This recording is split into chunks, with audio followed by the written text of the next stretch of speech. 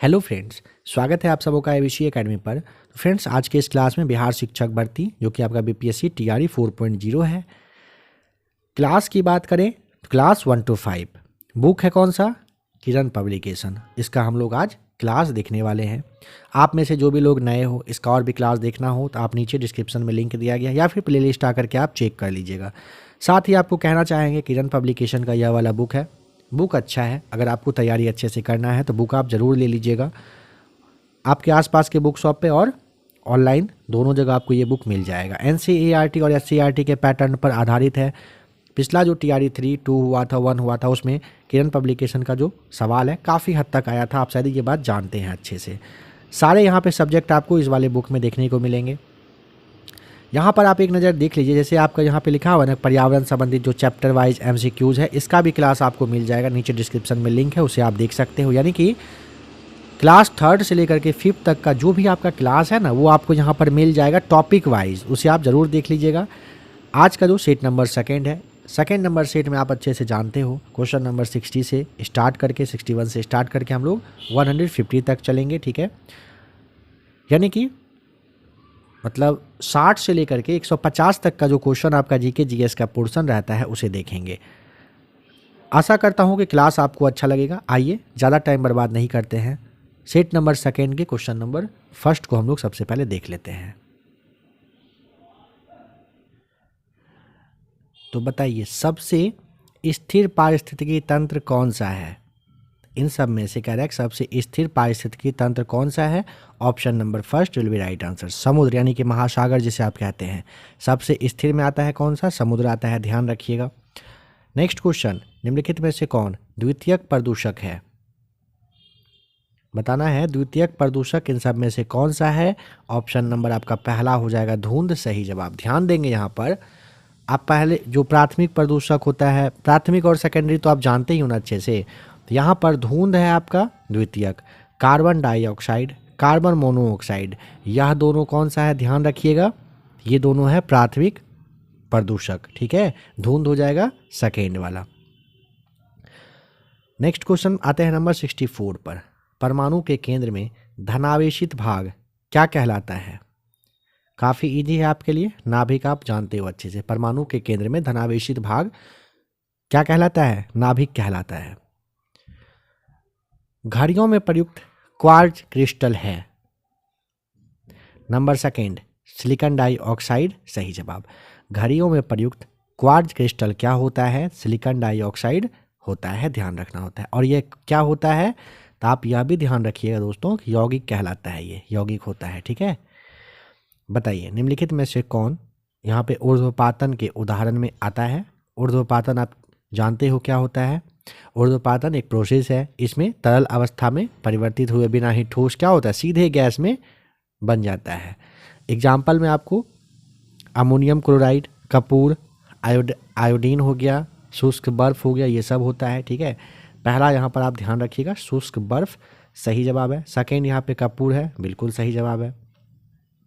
तो 66 में आप क्या टिक करोगे? तो पहला टिक कर दीजिएगा। नेक्स्ट क्वेश्चन, जल का पीएच मान कितना होता है? तो क्यों ना यह सवाल आपके लिए छोड़ दें, है ना। जल का पीएच जो मान है, पीएच वैल्यू है, कितना होता है? अगर यहाँ पे ऑप्शन है तो 67 लिख करके कमेंट करके आप जरूर बताइएगा। नंबर 68 पर आ जाइए। निम्नलिखित में से किसे हंसाने वाली गैस के नाम से भी जाना जाता है?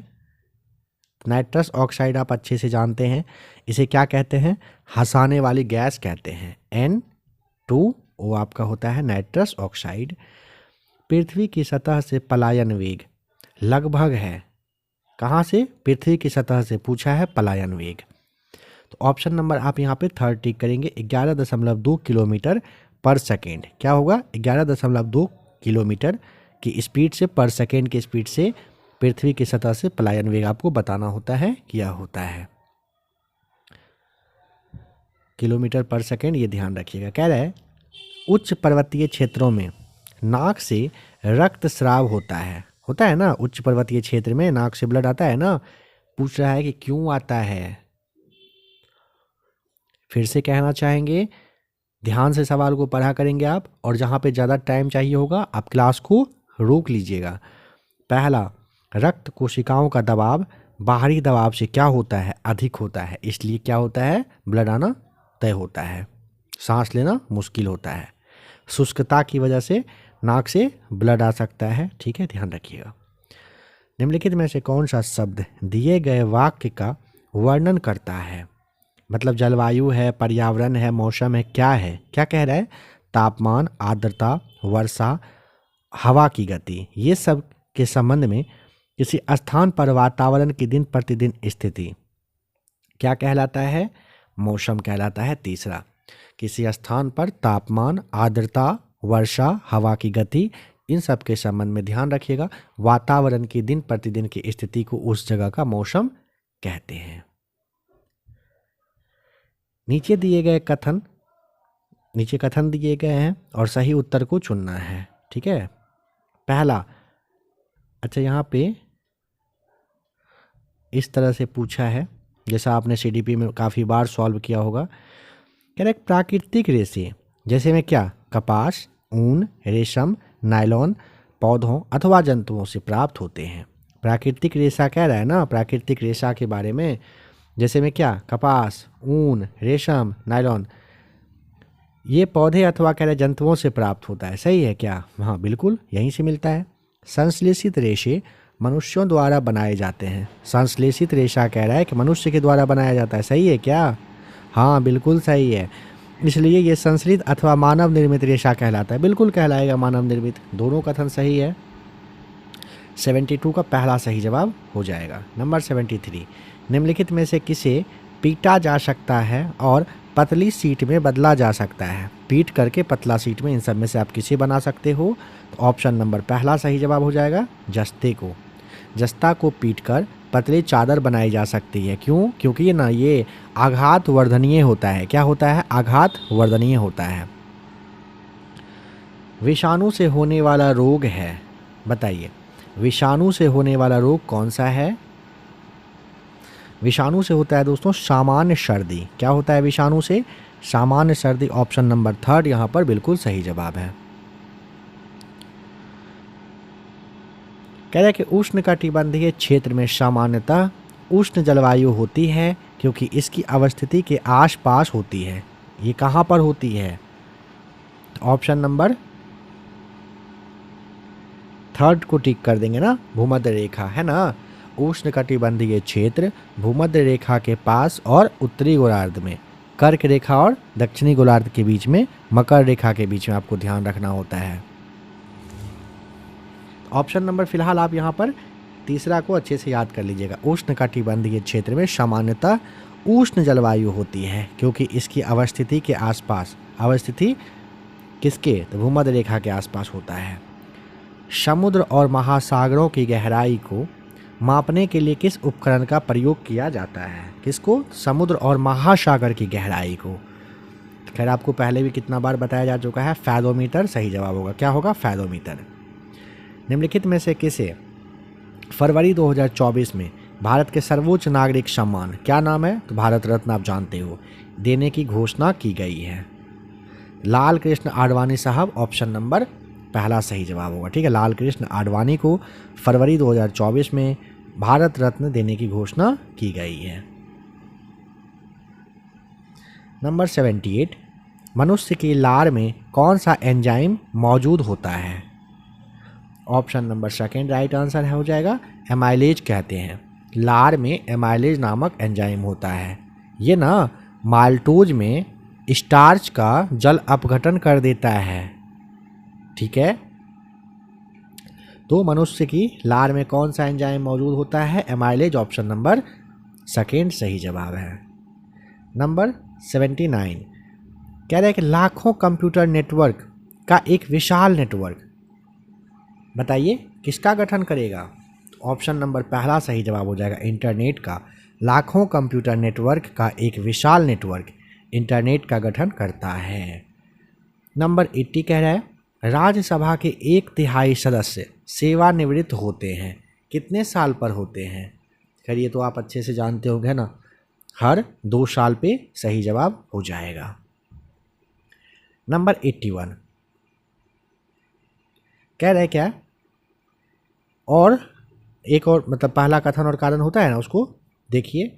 अभी कथन कह रहा है क्या, मनुष्य सहित सभी जंतु भोजन बनाने में असमर्थ हैं। बताइए सही है क्या? तो यहाँ पे मनुष्य सहित सभी जंतु भोजन बनाने में असमर्थ हैं। मनुष्य अपना भोजन पौधों अथवा जंतुओं या दोनों से ही प्राप्त करते हैं। ये बात बिल्कुल सही है। पौधे, ध्यान रखिएगा, पौधा अपने लिए जो भोजन का संश्लेषण भोजन कर सकता है, लेकिन मनुष्य सहित जो जानवर है नहीं कर सकता है। समझ रहे हैं? पौधा अपने लिए भोजन का संश्लेषण कर सकता है, लेकिन मनुष्य और जो जानवर है वो नहीं कर सकता है। हम लोग ना पौधे या जानवर से प्राप्त करते हैं। ठीक है, तो दोनों कथन सही है, व्याख्या भी होता है यहाँ पर।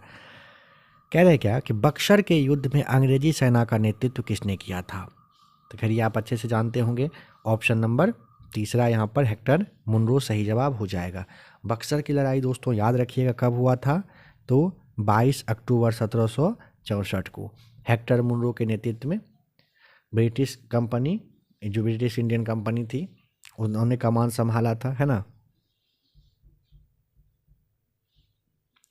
निम्नलिखित में से कौन सा प्रतिजैविक है? बताइए, प्रतिजैविक कह रहा है कि इन सब में से कौन सा है?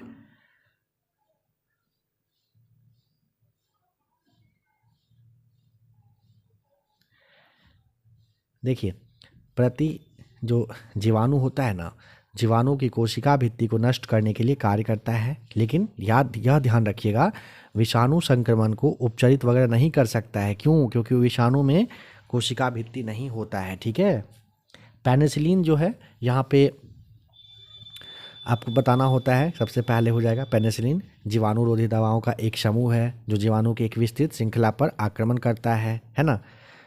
और आपका यहाँ पर एस्पिरिन है, पैरासीटामोल है। तो आप यहाँ पे ऑप्शन नंबर क्या करेंगे, 4 को, उपरोक्त में से एक से अधिक को टिक कर देंगे। नेक्स्ट क्वेश्चन कह रहे हैं क्या कि शहीदी दिवस निम्नलिखित में से किस सिख गुरु से संबंधित है? तो option number second Tegh Bahadur साहब थे, गुरु तेग बहादुर। शहीदी दिवस पूछा जाए, बताइएगा। 24 नवंबर को शहीदी दिवस के रूप में मनाने की अब घोषणा की गई और मनाया जा रहा है। मानव रक्त में अल्कोहल की कितनी प्रतिशत मात्रा मृत्यु का कारण बन जाता है? बताइए। कह रहा है कि मानव रक्त में अल्कोहल की कितनी प्रतिशत मात्रा मृत्यु का कारण बनती है? तो ऑप्शन नंबर थर्ड आपको टिक करना होगा, 0.5%, यानी कि 0.3 और इससे अगर अधिक रक्त अल्कोहल स्तर पर ना चेतना का पूर्ण नुकसान हो जाता है। ठीक है, 0.3 पर से, लेकिन 0.5 पे अगर आएगा तो मृत्यु का कारण बनना तय हो जाता है, मतलब हो सकता है मृत्यु हो जाए। भूमंडलीय तापवर्धन में कौन सी गैस प्रमुख रूप से जिम्मेदार है? किसमें? भूमंडलीय तापवर्धन में कौन सी गैस मुख्य रूप से जिम्मेदार है? तो ऑप्शन नंबर पहला कार्बन डाइऑक्साइड, आप जानते हो CO2 सही जवाब है। कपड़े धोने वाले सोडे का साधारण नाम क्या है? Sodium carbonate, option number third सही जवाब हो जाएगा। कपड़े धोने वाले सोडे का साधारण नाम क्या है? सोडियम कार्बोनेट, थर्ड सही जवाब है। ऊंट अपने कुबर का उपयोग करता है क्या चीज करने के लिए? ऑप्शन नंबर सेकेंड वसा के भंडारण के लिए। ठीक है, पहले पर मत जाइएगा। ऊंट ऊर्जा से भरपूर वसा को जमा करने के लिए कुबर का प्रयोग करते हैं। ध्यान रखिएगा, एक जो ऊंट है ना वो अपने पीठ पर लगभग पूछा जा सकता है तो आपको 36 किलो बताना होता है, और पाउंड में पूछेगा तो 80 पाउंड। ठीक है, दोनों एक ही बात है, 80 पाउंड हो कहे या 36 किलो कहे, इतना तक वसा ले जा सकता है। कौन? एक ऊंट अपनी पीठ पर। गौतम बुद्ध को निर्वाण की प्राप्ति कहाँ पर हुआ था? पहला ही सही जवाब हो जाएगा, बोध गया सही जवाब है। गांधी जी ने 1919 में सत्याग्रह आंदोलन किसके विरोध में शुरू किया था? ऑप्शन नंबर पहला सही जवाब हो जाएगा, रॉलेट एक्ट के विरोध में किया था, आप अच्छे से जानते हैं। प्रसिद्ध चीनी यात्री, जो प्रसिद्ध चीनी तीर्थ यात्री था, नाम है उसका क्या? फाहियान। किसके शासनकाल के दौरान में भारत आया था? फाहियान आया था, ऑप्शन नंबर चंद्रगुप्त सेकेंड के समय में, ठीक है। किसके समय में? चंद्रगुप्त सेकेंड के शासनकाल के दौरान भारत आया था। कौन? फाहियान आया था। पानीपत की लड़ाई में बाबर ने किस वर्ष सुल्तान इब्राहिम, जो इब्राहिम लोदी है, उसको कह रहा है कि हरा दिया था? तो option number second right answer हो जाएगा दोस्तों। याद रखिएगा 1526 में क्या हुआ था? पानीपत की लड़ाई में बाबर ने इब्राहिम लोदी को हराया था। कब हराया था? 1526। ऑप्शन नंबर सेकेंड सही जवाब है। कहते हैं कि टेलीग्राफ यानी कि तार, तार का आविष्कार कह रहे किसने किया था? काफ़ी इजी है आपके लिए, सैमुअल मोर्स के द्वारा किया गया था, ठीक है। तार का आविष्कार किसने किया था? सैमुअल मोर्स के द्वारा किया गया था, ठीक है। कब? 1837 में, यानी कि 1837 में। याद रखिएगा, ईस्वी भी आपको याद रखना है, क्या पता आपसे ईस्वी ही पूछ ले। तो 1837 में तार का आविष्कार सैमुअल मोर्स ने किया था। नंबर 94, इसने स्वराज के लिए अंग्रेजों के विरुद्ध सहायता के लिए विदेशी भ्रमण किया और वंदे मातरम नामक समाचार पत्र निकाला। नाम क्या है? मैडम भिखाजी कामा। मैडम भिखाजी रुस्तम कामा आपको याद रखना होता है। ऑप्शन नंबर पहला सही जवाब हो जाएगा। नेक्स्ट क्वेश्चन, आज़ाद हिंद फौज या इंडियन नेशनल आर्मी, जिसे आप INA भी कहते हो, 1943 यानी कि 1943 में कहाँ पर अस्तित्व में आया था? तो आप जानते हैं ना, सिंगापुर हो जाएगा तीसरा सही जवाब। भारतीय राष्ट्रीय कांग्रेस के किस अधिवेशन में सबसे पहले वंदे मातरम गाया गया था? ऑप्शन नंबर आपको 1896 में बताना होता है। दूसरा सही जवाब है। कब? 1896 में। हमारे शरीर की सबसे मजबूत मांसपेशियां यह होती है, कौन सी? यहाँ पे आपको हृदय की मांसपेशियां बताना होता है। ऑप्शन नंबर सेकेंड सही जवाब है। हमारे शरीर की सबसे मजबूत मांसपेशियों में कौन सा आएगा? तो हृदय की मांसपेशी आएगा। वर्ष 1922 में आयोजित भारतीय राष्ट्रीय कांग्रेस के गया अधिवेशन के अध्यक्ष कौन थे? कौन था? चित्तरंजन दास। ऑप्शन नंबर पहला गया का चित्तरंजन दास। भारत को उष्णकटिबंधीय और उपोष्णकटिबंधीय क्षेत्रों में विभाजित करने के लिए आधार के रूप में लिया गया जनवरी समताप रेखा है। अच्छा सवाल है, बताइए। 18 डिग्री। ऑप्शन नंबर सेकेंड यहाँ पर बिल्कुल सही जवाब हो जाएगा। भारत को उष्णकटिबंधीय और उपोष्णकटिबंधीय क्षेत्र में विभाजित करने के लिए आधार के रूप में लिया गया जनवरी समताप रेखा, कौन समताप रेखा क्या होगा? 18 डिग्री सेल्सियस। निम्नलिखित में से कौन बिहार में रेशम कपड़ा उत्पादन केंद्र है? कौन सा है? तो ऑप्शन नंबर आपको तीसरा होता है, तीसरा हो जाएगा भागलपुर। जानते होंगे ना आप, रेशम कपड़ा उत्पादन में। भारत में सर्वाधिक वर्षा वाला स्थान है कौन सा? मौसिनराम। कहाँ पर है दोस्तों? मेघालय में है। भारत में सर्वाधिक वर्षा वाला स्थान कौन सा है?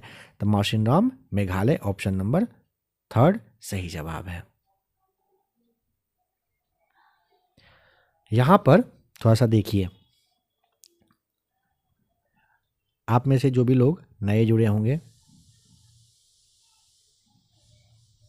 अगर आप जो BPSC की तैयारी कर रहे हो आप ना, 1 to 5, 6 to 8 या फिर 9, 10th, अगर आप प्रैक्टिस सीट वगैरह चाहते हैं, अगर आप पेड ग्रुप से जुड़ना चाहते हैं, तो इस नंबर पे आप व्हाट्सएप कर लीजिएगा, ठीक है। यह नंबर जो आपको दिया जा रहा है व्हाट्सएप नंबर है, इस पर आप मैसेज करके बात कर लीजिएगा। पेड ग्रुप में जुड़ना हो यानी कि PDF आपको चाहिए होगा फुल डिस्कशन के साथ, तो आप यहाँ पे कांटेक्ट कर लेंगे।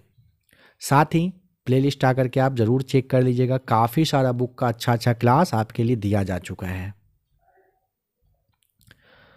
कह रहे क्या, मानचित्र तथा ग्लोब में एक दूसरे को काटती रेखाओं को क्या कहते हैं?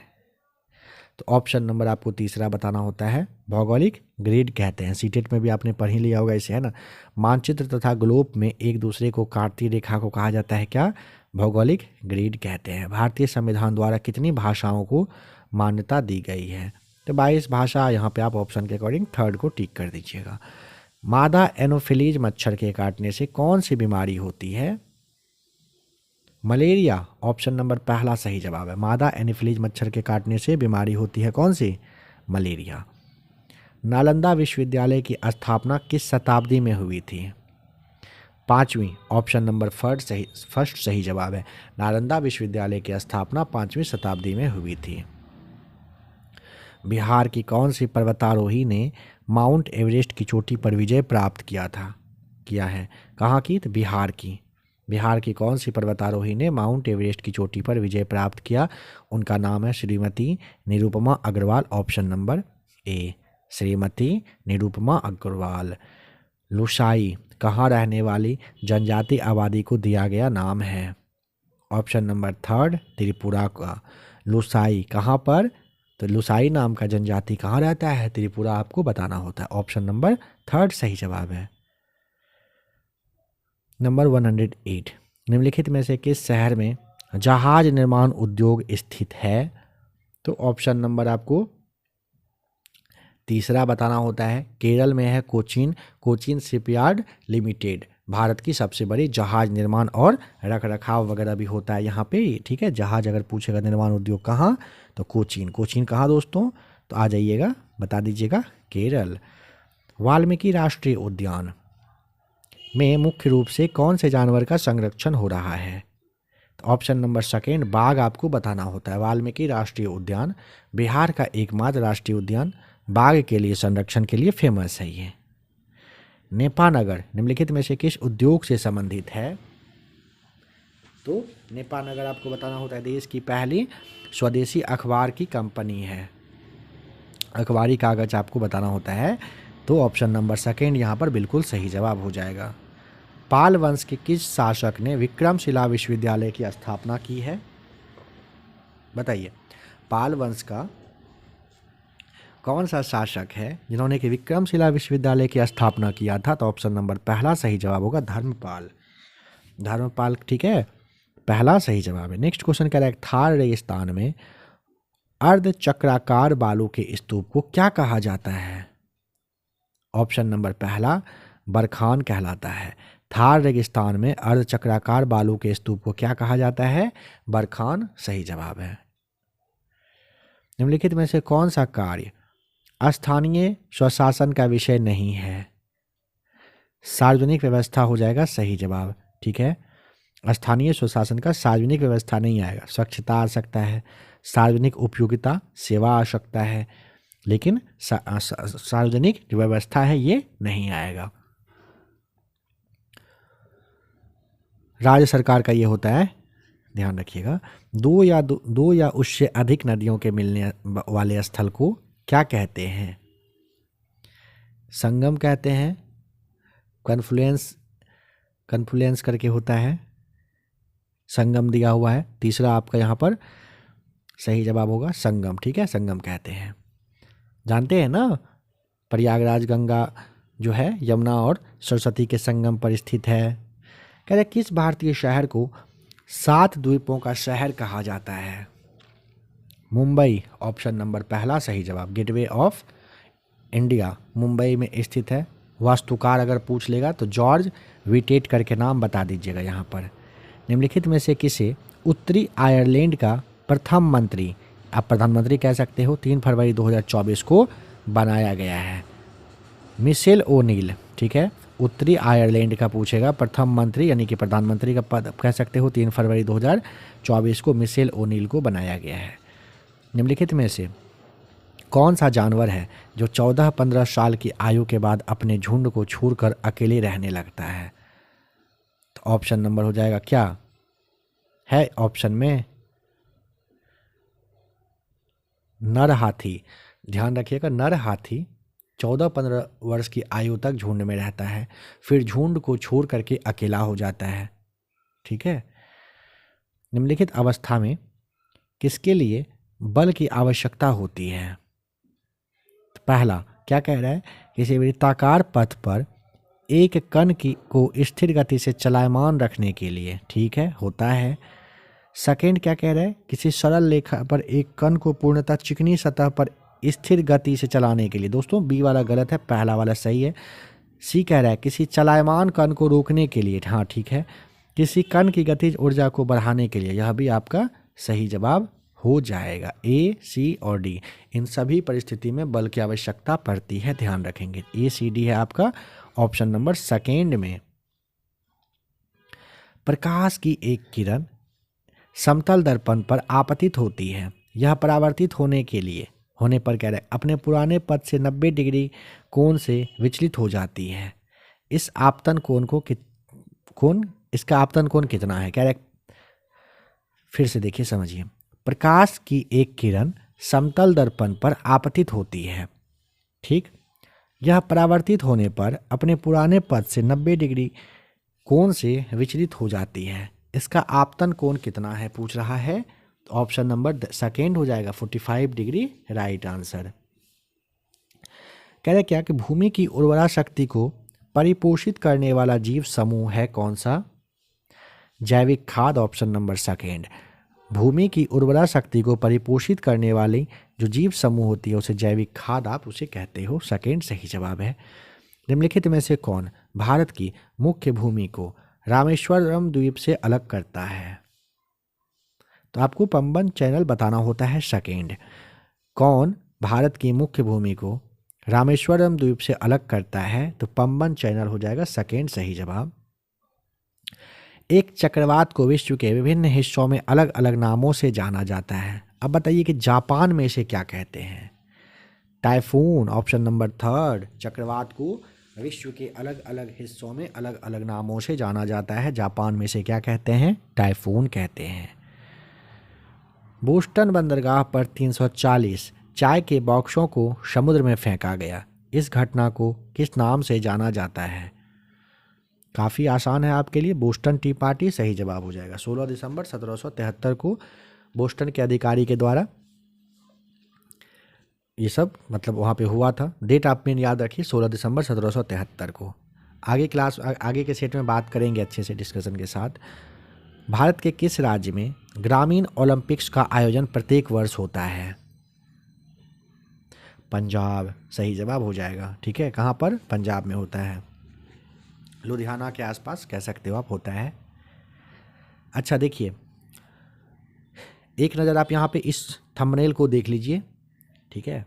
सबसे पहले तो आप ये ध्यान रखिए, अगर आप 1 to 5 की तैयारी कर रहे हैं, जैसा कि कहा गया क्लास आपको दिया जा चुका है, अगर आप 1 to 5 की तैयारी कर रहे हो और सीट लगाना चाहते हो तो 7 साढ़े 7 घंटे के आसपास ये जो आप थंबनेल देख रहे हो ना, इसका क्लास मास्टर वीडियो के रूप में आपको दिया जा चुका है।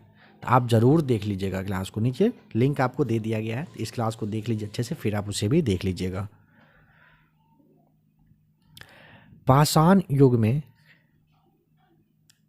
युग में काटने के लिए सामान्यतः प्रयुक्त उपकरण को कहा जाता था क्या? ऑप्शन नंबर गरासा, सेकेंड टिक करना होता है। क्या कहते थे? गरासा। स्क्रैपर कह सकते हो, क्लीवर उसे ही कहते हैं। तो गरासा यहाँ पे याद रखिएगा, कब? पाषाण युग में काटने के लिए होता था। कह रहे क्या विषुवत रेखा के समीप तापमान सबसे अधिक होता है? कहाँ पर? विषुवत रेखा के पास। पूछ रहा है क्यों? क्योंकि ना ऑप्शन नंबर पहला, ठीक है, ऑप्शन नंबर पहला आपका सही जवाब हो जाएगा। ताप छोटे क्षेत्र में केंद्रित रहता है, विषुवत रेखा के आसपास रहता है, इसी वजह से। आग्नेय सेल निम्नलिखित में से कौन से, आग्नेय सेल में कह रहा है कि निम्नलिखित में से कौन सा तत्व है जो नहीं मिलेगा? किसमें? आग्नेय सेल में। तो मैग्मा के ठंडे होने के कारण बने हैं, ये होगा। इसे परतदार चट्टान कहते हैं, गलत हो जाएगा। सील और डाइक पाए जाते हैं, सही है। एक या एक से अधिक पोषक तत्वों की कमी के कारण होने वाले रोग को क्या कहते हैं? अभावजन्य रोग कहते हैं, पहला सही जवाब है। एक या एक से अधिक पोषक तत्व की कमी के कारण होने वाले रोग को क्या कहते हैं? अभावजन्य रोग, पहला सही जवाब हो जाएगा।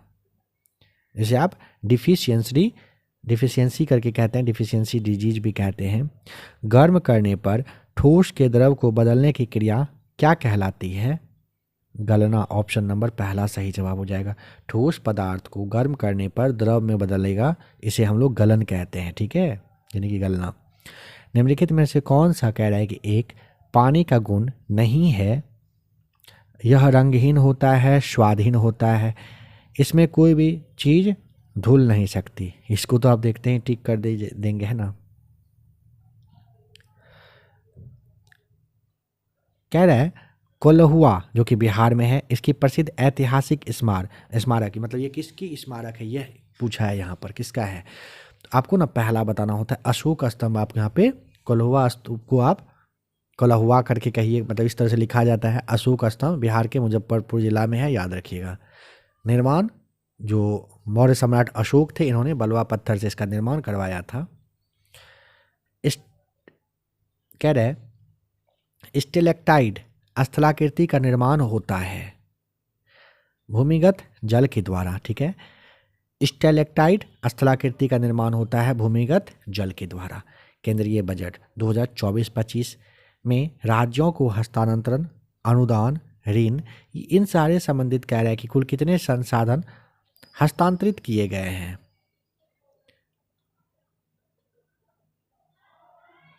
ऑप्शन नंबर पहला 22,22,264 करोड़ रुपए आपको बताना होता है। 22,22,264 करोड़।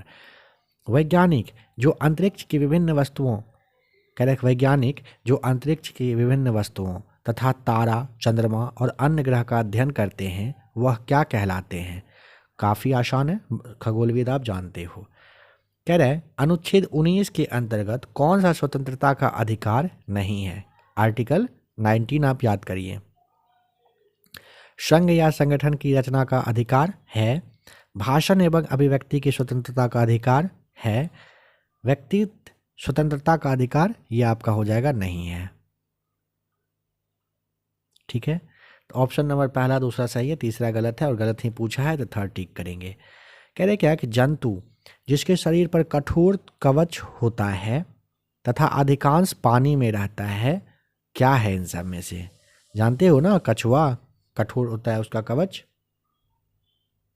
बिहार के मुख्यमंत्री नीतीश कुमार के बारे में दिए गए कथन पर सही मतलब बताना है। जदयू के राष्ट्रीय अध्यक्ष हैं। देखिए दोस्तों, ये सवाल तो बिल्कुल यहाँ पे सही दिख रहा है ऑप्शन, लेकिन एग्जाम के पास उस हिसाब से हम लोग देख लेंगे, है ना। चेंज वगैरह होते रहता है ना किसी भी पार्टी का अध्यक्ष वगैरह। तो जदयू के राष्ट्रीय अध्यक्ष फिलहाल हाँ हैं। 9वीं बार बिहार के मुख्यमंत्री का शपथ लिए हैं, ठीक है। सबसे लंबे समय तक मुख्यमंत्री रहे हैं, बिहार के रहे हैं सबसे लंबे समय तक, ठीक है। राजद के समर्थन से नीतीश कुमार ने 9वीं बार मुख्यमंत्री पद की शपथ ली। देख रहे हैं ना, तो इस सवाल को आप रहने दीजिए अभी, ठीक है। एग्जाम के पहले उस हिसाब से देख लीजिएगा। कह रहा है किसी राज्य के राज्यपाल के संबंध में कौन सा कथन कह रहा है कि गलत है? पहला, राज्यपाल कह रहा है केंद्र सरकार द्वारा नामित होता है, हाँ होता है। राज्यपाल का चुनाव संसद करती है, नहीं भाई, राष्ट्रपति और प्रधानमंत्री के थ्रू आप कह सकते होता है। राज्यपाल उस राज्य का नहीं होना चाहिए जहां उसकी नियुक्ति हुई। बिल्कुल, अगर कोई व्यक्ति बिहार, जैसे नीतीश कुमार जी, अगर इनको राज्यपाल भविष्य में बनाया जाता है ना, तो ये बिहार के राज्यपाल किसी भी हाल में नहीं बनेंगे। कहाँ? अदर स्टेट का बन सकते हैं। आप जिस राज्य के हैं वहाँ के आपको राज्यपाल बनने की जो परमिशन है वो नहीं दिया गया है। वर्ष 2024 के गणतंत्र दिवस समारोह में किस मंत्रालय की झांकी ने लोकप्रिय पसंद श्रेणी में शीर्ष स्थान प्राप्त किया? संस्कृति मंत्रालय, third will be right answer यहाँ पे, ठीक है। बिहार का राजकीय पक्षी है कौन सा? तो बिहार का राजकीय पक्षी आपको बताना होता है थर्ड, गोरैया, ठीक है। राजकीय पशु पूछेगा बिहार का, बैल। राजकीय फूल, गेंदा। राजकीय मछली पूछता है तो मांगुर मछली आप बताइएगा। 0 डिग्री पर 5 ग्राम बर्फ और 45 डिग्री पर 20 ग्राम जल को मिश्रित किया जाता है, मिश्रण का तापमान होगा कितना? ऑप्शन नंबर सेकेंड यहाँ पर आता है आपका 20 डिग्री। कह रहे हैं कि एक घर में 60 वाट के 5 लैंप और 75 वाट के 4 पंखे प्रतिदिन 6 घंटे उपयोग में लिए जाते हैं। 30 दिन या 1 महीने में कितना खर्च हुआ? किलोवाट घंटा का मात्रक क्या होता है? वाट गुने घंटा बटे आपको 1000 से करना होता है, यानी कि वाट आ जाएगा 60 गुने 5, ठीक है। इतना वाट सबसे पहला आया। दूसरा है 75 वाट का 4 पंखा, ठीक है। इसको आप प्लस कर दीजिए, 75 वाट 4 घंटा, कितने दिन तक, मतलब कितने देर? 6 घंटा। फिर इसमें गुना 6 करेंगे, गुना 6 एक ही साथ कर रहे हैं, यहाँ पे लिख नहीं रहे, नीचे लिख रहे हैं, देखिए गुना 6 कितने दिनों के लिए? 30 दिनों के लिए। और उसके बाद बट्टे यानी कि बाय यहाँ पे 1000 आपको कर देना है। बस सॉल्व कर लीजिएगा, 108 यूनिट के आसपास आ जाएगा पहला यहाँ पर। अत्यधिक, ये पता है ना कैसे सॉल्व करना होता है, ये एक बार देख लीजिए फटाफट। 60 वाट का 5 पंखा, इन दोनों को गुना करिए। 75 वाट का 4 पंखा, इन दोनों को गुना करिए। 6 घंटे तक चलता है हर दिन, तो 6 घंटे से गुना करिए। कितने दिनों तक? 30 दिनों तक, तो फिर 30 दिनों से गुना करिए। बटे आपको 1000 करना होता है, बस सॉल्व हो जाएगा। अत्यधिक ऊंचाई पर पर्वतारोहियों को किस प्रकार की समस्याओं का सामना करना पड़ता है? तो क्या होता है? बारिश, आंधी, तूफान, अत्यधिक ठंडा, ऑक्सीजन की कमी, ये सब आता है। 4 को टिक करेंगे यहाँ पर। जब कह रहे क्या, मैग्नीशियम और क्लोरीन के बीच अभिक्रिया होती है तब, बताइए, जब मैग्नीशियम और क्लोरीन के बीच में अभिक्रिया होता है तब क्या होता है? प्रत्येक मैग्नीशियम परमाणु 2 इलेक्ट्रॉनों का त्याग करता है। याद रखिएगा, ऑप्शन नंबर 3 सही जवाब है। निम्नलिखित में से कौन से कथन महासागरों के संदर्भ में सही है? सही जवाब हो जाएगा पहला, ये महासागर आपस में एक दूसरे से जुड़े हुए हैं। याद रखिएगा कौन सा महासागर कह रहे हैं ना, सही है इसके बारे में। सब महासागर आपस में जुड़ा हुआ है, ध्यान रखना होता है। अच्छा, ज़्यादा पूछा है और एक ऑप्शन देखना पड़ेगा। महासागरीय जल सिर्फ अमावस्या और पूर्णिमा के दिन ही गतिशील नहीं, हमेशा रहता है। तरंग, ज्वार भाटा तथा महासागरीय धाराएं महासागरीय जल की 3 मुख्य गति है, बिल्कुल सही है। आकार में अटलांटिक महासागर सबसे बड़ा है क्या? प्रशांत महासागर है ना आकार में सबसे बड़ा, अटलांटिक तो होगा नहीं, गलत हो जाएगा। पहला और तीसरा सही है, ए और सी, यानी कि ए राइट आंसर होगा। 146, निम्नलिखित में से कौन सी संरचना प्राकैरियोटिक कोशिका में नहीं पाई जाती है? बताइए, कौन सी संरचना है जो प्राकैरियोटिक कोशिका में नहीं पाई जाती है? 3 विल बी राइट आंसर। केंद्रक झिल्ली नहीं होता है। राइबोसोम केंद्रक झिल्ली मिलेगा, लेकिन कोशिका झिल्ली मिलेगा, लेकिन केंद्रक झिल्ली नहीं मिलता है। सौर कुकर की दीवारें किस रंग की होती है? तो ऑप्शन नंबर आपको 3 टिक करना होता है। सौर कुकर की दीवार पूछेगा कैसा, काला आपको बताना होता है। मियोसिस के लिए कौन सा कथन सही है? मियोसिस एक अर्धसूत्री विभाजक है, सही जवाब हो जाएगा। मियोसिस के लिए पूछेगा तो मियोसिस जो आई यानी कि कह रहे क्या, अर्धसूत्रीय विभाजन आपका सही जवाब हो जाएगा। नीचे दिए गए कथन पर विचार करके कूट की सहायता से सही जवाब को टिक करिए। कह रहे क्या, प्रायद्वीप स्थल का वह भाग है जो 4 तरफ से क्या कह रहे हैं, जल से घिरा होता है। तो पाक जल संधि को भारत से पाकिस्तान से अलग करती है।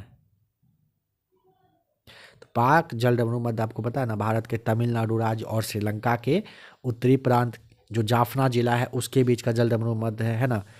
प्रत्येक 1 डिग्री देशांतर के लिए स्थानीय मान 4 मिनट का अंतर होता है। यह वाला बिल्कुल सही है, ऑप्शन नंबर सी। और कह रहे हैं बड़े देश जिसका विस्तार उत्तर से दक्षिण की ओर बहुत अधिक होता है, वहां पूरे देश का मानक समय एक नहीं होता है। यह भी बिल्कुल सही है, सी और डी बिल्कुल सही है, जो कि ऑप्शन नंबर 3 में दिया गया है।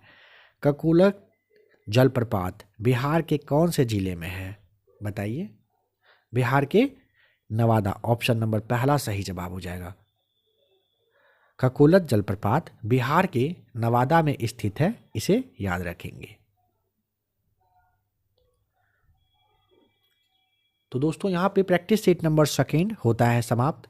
आशा करता हूँ कि क्लास 1 to 5 के लिए जो यह वाला क्लास आपने देखा आपको अच्छा लगा। जैसा कि कहा गया, प्लेटफॉर्म वगैरह का और भी पब्लिकेशन का क्लास यहाँ पर आपको दिया जा चुका है, तो आप एक बार प्लेलिस्ट आकर के चेक कर लीजिएगा। यहाँ पे आपको थंबनेल भी शो करेगा, तो आप उसे भी टच करके देख सकते हैं। मास्टर वीडियो के रूप में क्लास देखना हो तो वह भी आपको मिल जाएगा। बीच में आपको बताए थे एक प्लेटफॉर्म वाला एक बुक है जो आपको देख लेना चाहिए एक बार। आपकी इच्छा, तैयारी अच्छा करना हो तो आप एक बार देख लेंगे। कुछ कहना होगा कमेंट करके बताइएगा। क्लास पसंद आया हो तो वीडियो को लाइक शेयर सब्सक्राइब जरूर करेंगे आप। थंबनेल शो कर रहा है, देखिए। इन सब में से जिस भी क्लास को आप नहीं देखे हो अभी ही टच करके देख लीजिए।